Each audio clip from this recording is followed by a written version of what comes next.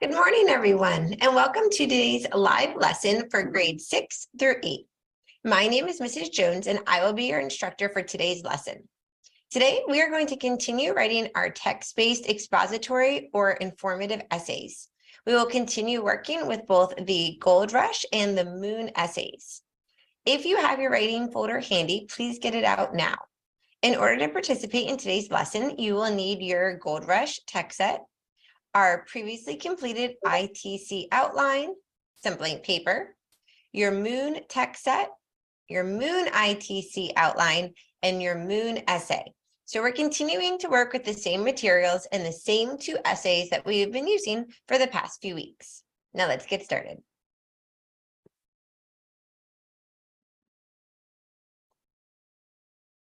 Last week, we focused on writing the first two middle paragraphs of our essays, our T1 and T2 paragraphs.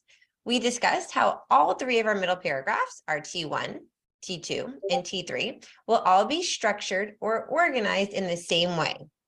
Each paragraph will begin with a topic sentence. This will include a transition word, a reference to our central idea, which of course would be the Gold Rush or the Moon, and then we would mention the specific topic that that paragraph is focused on. Then we would write 4 to 6 sentences about our A subtopic, 4 to 6 sentences about our B subtopic, and finally a wrap-up sentence. The wrap-up sentence will summarize what the whole paragraph is about. The topic sentence and the wrap-up sentence are very similar to one another. They both address the main idea of that particular paragraph. Now, we discussed for quite a while how we are going to write our A and B sentences. We are going to use a variety of elaborative techniques to support both our A and our B subtopic. Sometimes when we are writing about these subtopics, we will include information from the sources. We may sometimes quote this evidence, and other times we will paraphrase that evidence. The evidence that is included in our essay, whether it's quoted or paraphrased, must include a citation or a reference to the source. If we're taking information from the articles, we have to be sure to tell our reader exactly where the evidence came from. We are also going to include our own thoughts and ideas about the evidence. Now, these own thoughts and ideas are not our personal opinions or our feelings. They're not, I think that's cool, I think that's gross. These own thoughts and ideas instead show our understanding of the topic. These are own thoughts and ideas that will help the reader to understand the material we are presenting a little bit more in-depthly or a little more clearly. Oftentimes, when we are writing our own thoughts and ideas, we make inferences or we draw conclusions. So this is the structure of a middle paragraph that we have been using. And again, we previously wrote T1 and T2. Today, we're going to be writing that T3 paragraph. Now, of course, when we are writing, we always have to keep our plan handy. And I know this plan is getting quite messy, but we have been using it for a few weeks now. And even though it's messy, that is perfectly fine because it is still serving its purpose. The purpose of a plan or an ITC outline is to help you organize your ideas and to create a map for your essay. On your plan, you will clearly write down what you are going to include in your introduction, what information will be written about in your first body paragraph, your second body paragraph, and then your third body paragraph. You will also, on your plan, write down the central idea next to C as a reminder that that is what you should focus your conclusion paragraph on. So whenever we are writing, we keep our plan right in front of us and we constantly refer to it to help remind us what we should be writing about in each part of our essay. Now today, we're writing that T3 paragraph, so I'm going to go ahead and put a big green box around this paragraph. This is what we're focusing on today. So this entire paragraph is going to be about business. Now, I know there's only one word written down, but that's okay. We know what that means. T3 is going to be about the businesses that grew in 1849 during the time of the 49ers, when there was a huge influx of people moving to California. All of these people that moved to California in order to mine and discover gold needed things to support their way of life. So lots of businesses were created. There were businesses that sold materials to build houses. There were merchants that sold food. There were stores that sold clothing and toys. Everything that a town needs to function and thrive had to be created because remember, at this time, California was being developed. There was not already a town there that these people were moving to. The people were building the town as they came. So we're going to talk a lot in T3 about the different businesses that were created during this time. Now, in the text set, there was a few specific examples of people and businesses that were created. We selected two to write about, S. Brannan and Levi Strauss. So our A subtopic is going to be about S. Brannan, and our B subtopic will be about L. Strauss. Now, in addition to our plan, we of course need to have our text set handy when we are writing, because this is where we are going to get all of our information and our evidence from. When we are writing text-based essays, all of the information that goes into our essay, or I should say the majority of the information that goes in our essay, is going to come from the source text. So we will always have our sources right next to us as well. Now, luckily, we utilized that fabulous time-saving strategy of boxing and labeling while we were planning. And we have already identified in the text set where we will find information about our T3 topic. So you can see right here in source number 2, we have clearly boxed all of the paragraphs on this page because all of these paragraphs are about our T3 topic, the businesses that grew during this time. Now, while we were reading this source number 2, we noticed that there were 4 different entrepreneurs that were discussed. Now, we selected 2 of them for our subtopics. So our A subtopic is going to be about Samuel Brannan, and you can see we will find information about him in paragraph 14. So we have labeled paragraph 14A.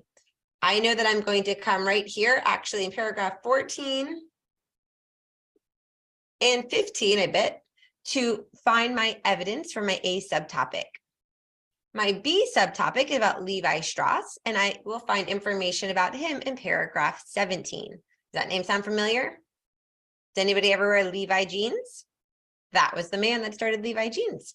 So now that we have our text set in front of us, we know where we're going to go to get information. We have our plan, so we know exactly what we're writing about in T3. We know how we're going to structure the middle paragraph. So now it's time to start writing. So this is the essay that we worked on in our last lesson. So this is the very end of our T2 paragraph. Now that I'm ready to start T3, I'm going to go to the very next line. I'm going to clearly indent, and I will start right about there. Now, the first part of our paragraph is going to be a topic sentence. So we need to begin our paragraph with a transition word. A transition between paragraphs to help our readers see that our essay is structured and that the ideas are presented in a logical and organized sequence. So I think since this is my third body paragraph, for right now I'm going to use a very simple transition. I'm going to use a transition word third.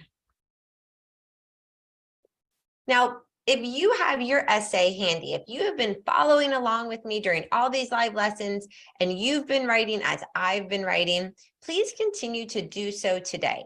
So as I model writing the T3 paragraph for the Gold Rush, you can be copying it as well. Now, that's really going to help you because as you participate in my modeling, you will be understanding how to write a middle paragraph yourself. And that's going to come in handy towards the end of our lesson when I give you your independent practice activity, which will be to write your own middle paragraph about the moon text set. All right, so grab your paper if you have it and a pencil, and let's start writing our T3. So the first thing we need is a topic sentence. Now, I'm going to show you how to write a topic sentence that uses a quote. I know we haven't done that before, so it's kind of exciting.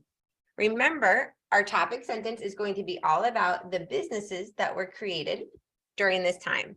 Now, there's a great quote in the text set that talks about how people realized that the gold rush was an amazing opportunity to make money. So I'm going to actually quote that sentence from the text set in my topic sentence. Let me show you how I'm going to do that. So I'm going to say, third, there were people And these are my own words, so I'm not putting these in quotes.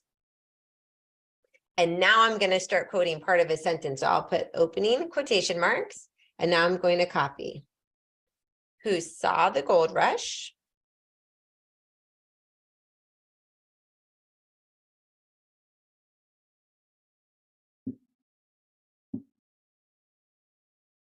as a time to make money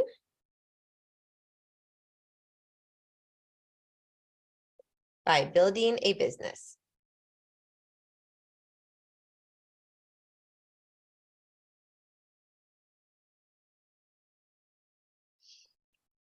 Now, this is the end of the sentence that I want to quote, so I'm going to put my closing quotation marks. But of course, whenever I quote evidence, I have to include a reference or a citation. So I think I'm going to reference with EBT, and I'm going to name my article using the source number. So I'm going to say states source 2. So here is my complete topic sentence. Now, I was constantly, as I was writing, looking back into my article to make sure that I copied the sentence exactly how it was written. Let me highlight for you the sentence, or the part of the portion of the sentence, I should say, that I copied or quoted in my topic sentence. So this is where I got my quote from, is at the beginning of paragraph 13. All right, so now we have our topic sentence. What comes next? Who thinks they know? I bet everybody does. We're going to write 4 to 6 sentences about our A subtopic. Okay, what's our A subtopic again? It is all about our very first entrepreneur, S. Brannon. And we're going to find evidence for this subtopic in paragraph 14 mostly. All right, so let's go ahead and skim over paragraph 14. I would love for you all to glance over the paragraph as well and see what information do you feel is very important about this entrepreneur that we should include in our body paragraph. We can quote this evidence, we can paraphrase this evidence, but what do you pull out of paragraph 14 that's especially important, that would help us to accomplish our goal, our purpose for writing, which is to inform our reader? So go ahead and look at paragraph 14.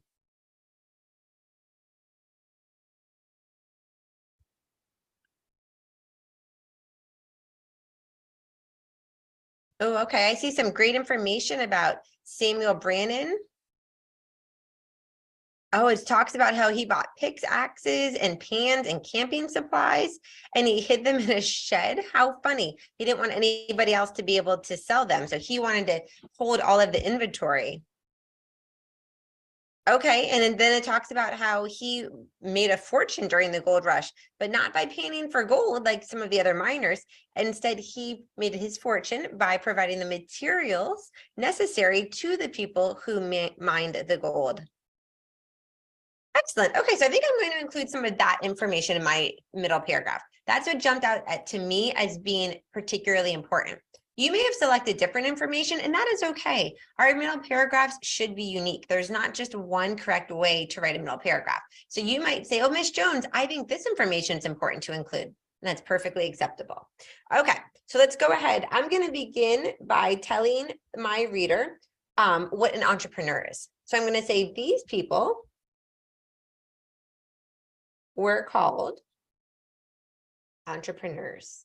That is a domain-specific vocabulary word, so I want to be sure to include that in my essay. Now I'm going to give an example, and I'm going to name my subtopic. So I will say one entrepreneur. That's how I'm introducing my specific example. I need another piece of paper.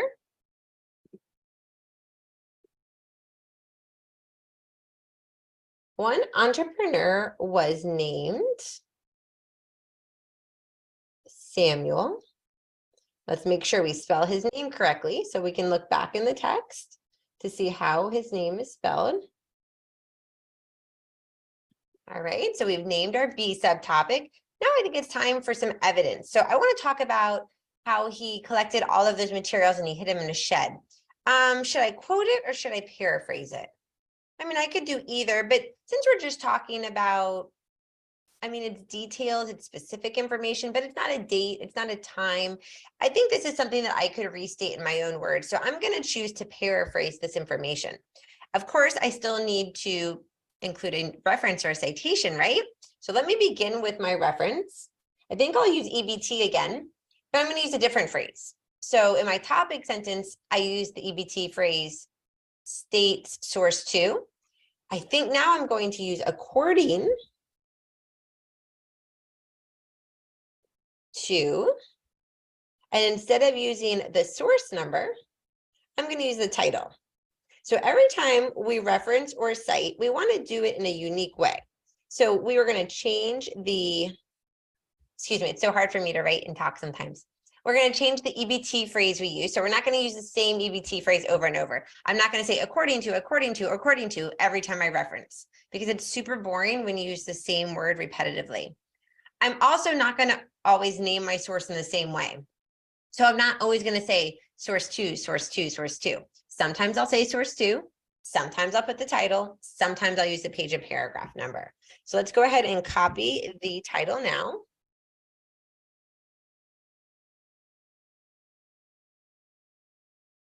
P-R-E-N. Okay. So that is my reference or my citation, EBT, and then I name the article. Now I'm going to go ahead and paraphrase. I'm going to be looking back in the text at the evidence, and then I'm going to restate that information using my own words. Now, sometimes when we're paraphrasing, I'm going to give you a couple of tricks.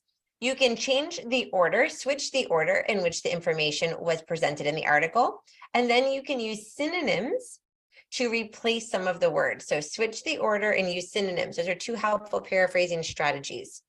I'm going to say he bought all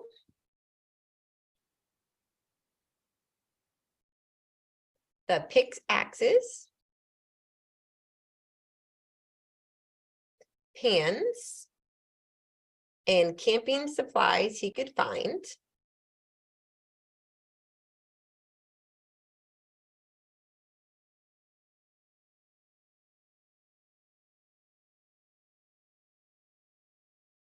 And hid them in a shed.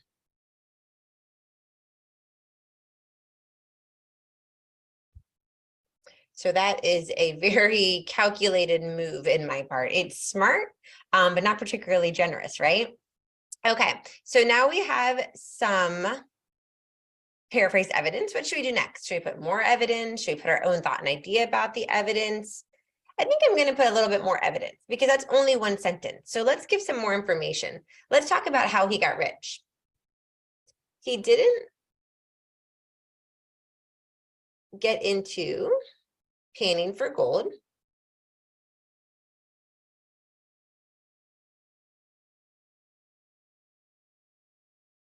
But he struck it big. And that is words from the text. By providing materials to everyone else who was.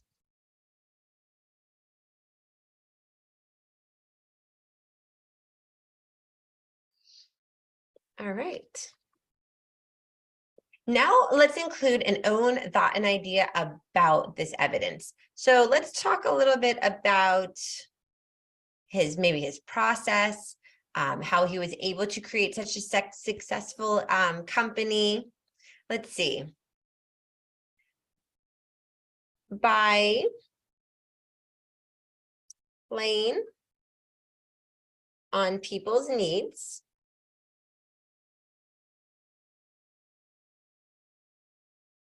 and anticipating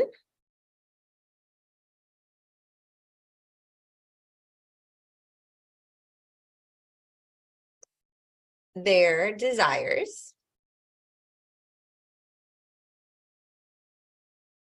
Brannon was able to sell a great deal of merchandise. Merchandise is a word that was used in the text set Want to make sure to incorporate some of those higher level vocabulary words into my essay. Even though I'm not paraphrasing or quoting, I still want to incorporate just some of the vocabulary that was used to describe this topic. So my first own thought and idea is, by playing on people's needs and anticipating their desires, Brandon was able to sell a great deal of merchandise. Let's see, what else do we think about Brandon? How about talking about his character? He may have not been the most generous person,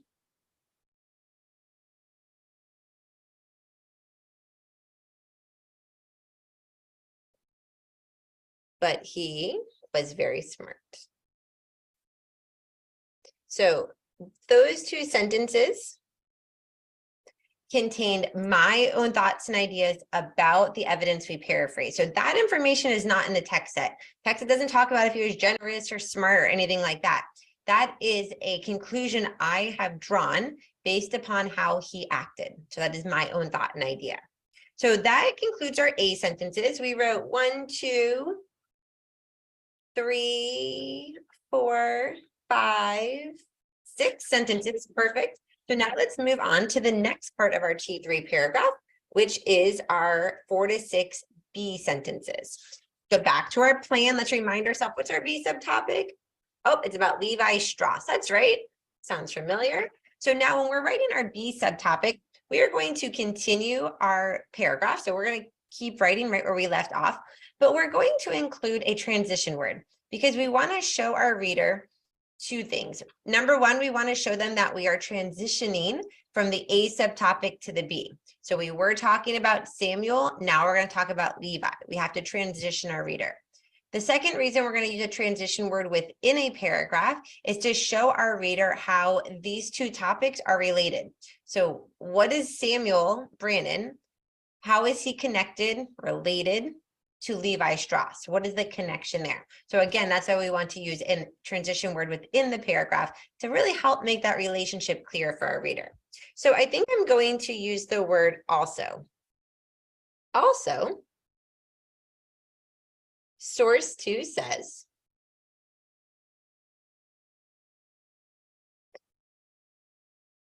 there was another, so another is again in a transition word, was another entrepreneur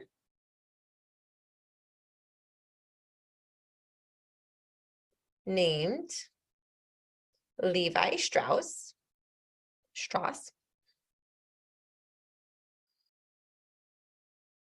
who sold canvas. Okay, so that is my very first B sentence. I'm introducing my reader to my B subtopic. Now let's go back to our text set. Where do we find evidence about our B subtopic? Paragraph 17, that's right. So I would love for everyone to go back, just kind of skim over paragraph 17 and pick out some relevant evidence, please.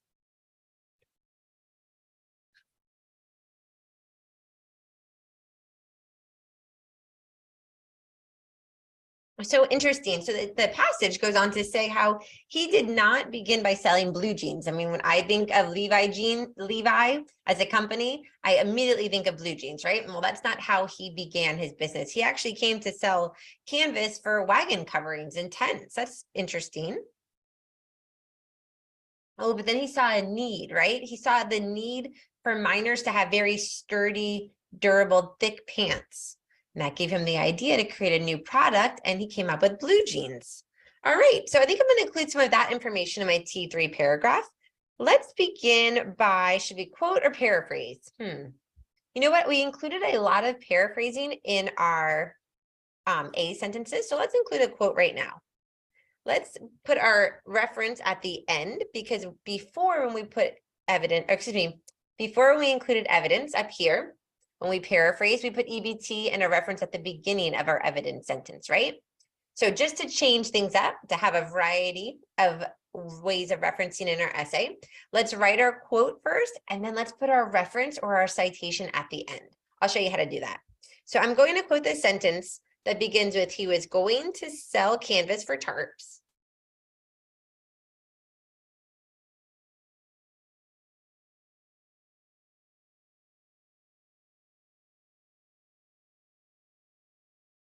tents, and wagon coverings.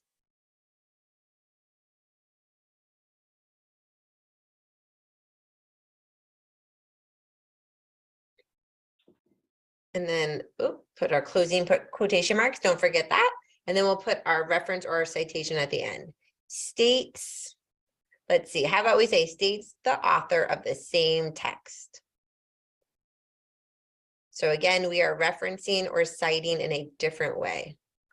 All right, perfect. Now let's continue to discuss this topic. Should we include more evidence about this topic, or should we include our own thoughts and ideas? What do you think? We could really do either, right? There's no right or wrong answer. I've got some ideas though. I have some thoughts in response to this. I think it is very impressive that he had this thought and this idea, and that he did not stay stuck to it, but he pivoted when he saw a new need. So I'm going to go ahead after this quote and include my own thoughts and ideas. And then maybe after that, I'll include another piece of evidence. Remember, there's no right or wrong order to use elaborative techniques. Sometimes a quote comes first, then a paraphrase. Sometimes it's a paraphrase, then a quote. Sometimes it's a quote, then an own thought and idea. Sometimes it's a quote, paraphrase, own thought and idea. We can use our elaborative techniques in any order we want, right? We just want to make sure to use all three different types throughout our essay. So I'm going to go include an own thought and idea. I'm going to say this is a great business to start.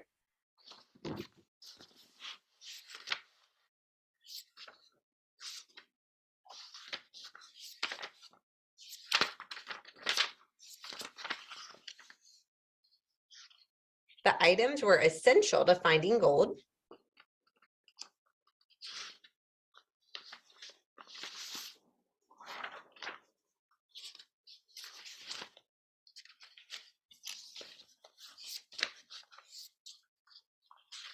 So people were continuously buying from him.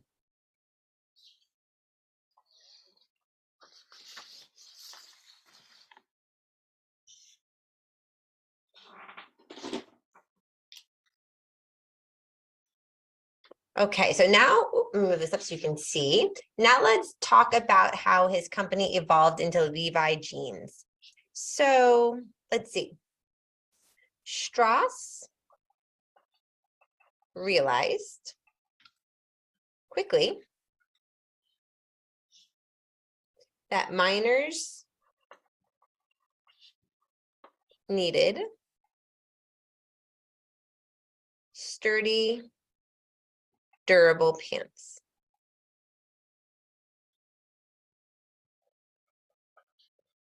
This led him to create Levi Jeans. All right. Whew, my hand's getting tired. How about yours? Now, this information I just included came from the text. So do we need a citation or a reference? We sure do. So I can't just put a period after this sentence. I'm going to reference or cite using parenthetical citations. And I think I'm going to use the paragraph number just to vary the way I'm referencing. Paragraph 17. So I will do parentheses.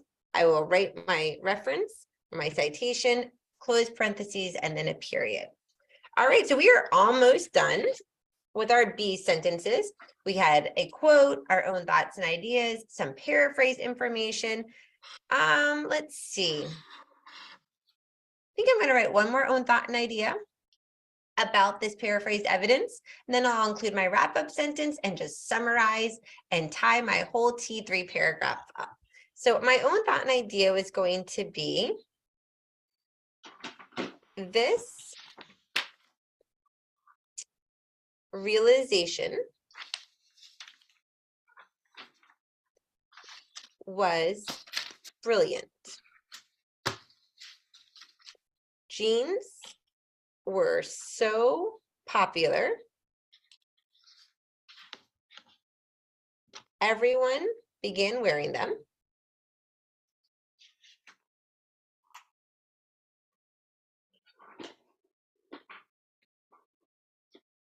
And they are still sold today.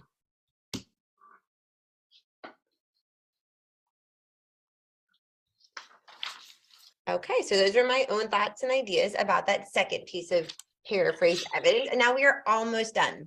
So what is the last part of a middle paragraph? Who remembers?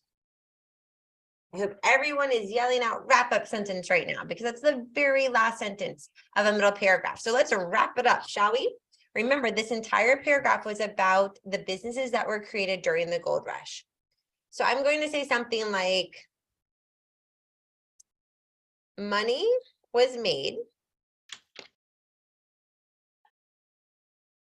in many ways during the gold rush.